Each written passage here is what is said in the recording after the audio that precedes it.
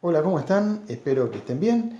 La clase de hoy está dedicada a el cuento, ¿no? Pasamos al género narrativo y dentro del género narrativo al cuento.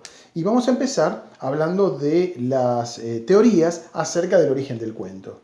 La primera teoría que tenemos es la teoría monogenista.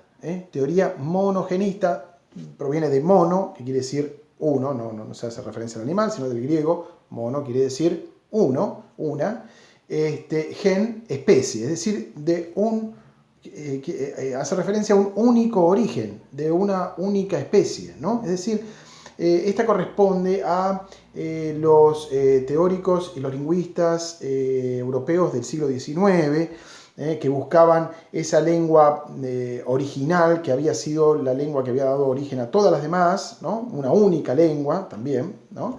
Este, y estudiaban justamente las distintas versiones de los cuentos buscando la versión original. Estamos haciendo referencia, por ejemplo, a los hermanos Grimm, ¿no? Que formaban parte de este movimiento y que tenían en cuenta esta teoría. Ellos hicieron por todas las aldeas una recopilación de las distintas versiones, preguntándole a la gente a ver cómo se contaba tal cuento, qué elementos tenía tal otro, y se daban cuenta, o por lo menos ellos pretendían, llegar a la versión original. A partir de la recopilación de las distintas, contrastaban, comparaban y pretendían llegar a una versión original, diciendo que evidentemente provenían de los mitos. Para ellos provenían de los mitos. Cuando se dejó de creer en los mitos, entonces se incorporaron dentro de la narrativa tradicional. Bueno, esta es una teoría que después fue desplazada por la teoría poligenista. Poligenista, muchos, ¿no? Genista, seguimos con muchas especies, muchos orígenes, ¿no? Y hace referencia justamente a que estos cuentos forman parte, digamos, de toda una serie de narraciones que provienen de una época muy primitiva, muy salvaje, inclusive, y que daba determinados productos similares en distintos pueblos o distintas culturas, ¿no? Que más o menos estaban pasando por la misma etapa y entonces daban productos similares. Por eso es que hay distintas versiones acerca de los cuentos tradicionales.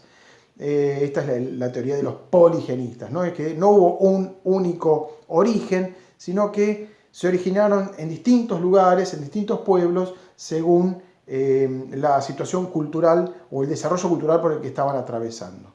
¿Sí? Por último, tendríamos, así como tercera teoría del cuento, la teoría de Vladimir Prop. Vladimir Prop fue un lingüista ruso, muy en boga en los años 70, fines del siglo XX, ¿no? 1970, ahí digamos, desplegó, desarrolló sus estudios y sus teorías más importantes sobre los cuentos tradicionales. De hecho, todavía se siguen utilizando como referencia las llamadas funciones prop. Prop se escribe P-R-O-P-P. Las funciones prop, justamente, si ustedes lo googlean, lo pueden encontrar. Son algo así como 30 y pico, 33, 34 funciones que hacen referencia a aquellos elementos que se repiten en todos los cuentos tradicionales. En todos, por ejemplo, en todos los cuentos, o en casi todos los cuentos hay un héroe, hay un antihéroe, ese héroe tiene pruebas por superar, en fin, tiene una meta, tiene determinadas características. Bueno, ahí están resumidas las funciones prop que todavía hoy en día se tiene en cuenta ese estudio de prop, ¿no? Bueno, y sobre el origen de los cuentos, su teoría, que vamos a llamarla así, ¿no? La teoría de Vladimir Prop, dice que la fuente de estos cuentos está en la realidad histórica. Es decir, que para Prop, determinadas políticas, sobre todo tengamos en cuenta que era ruso, entonces tenía como una vertiente así muy economicista, un pensamiento muy economicista sobre el origen de los cuentos, ¿no? Entonces, para él, determinada política económica condiciona los modelos culturales de una sociedad, que crea en consecuencia ciertos tipos de cuentos y no otros. De algún modo hace depender estos cuentos tradicionales de determinada situación económica o determinado desarrollo económico sobre todo, y no solamente cultural, ¿no?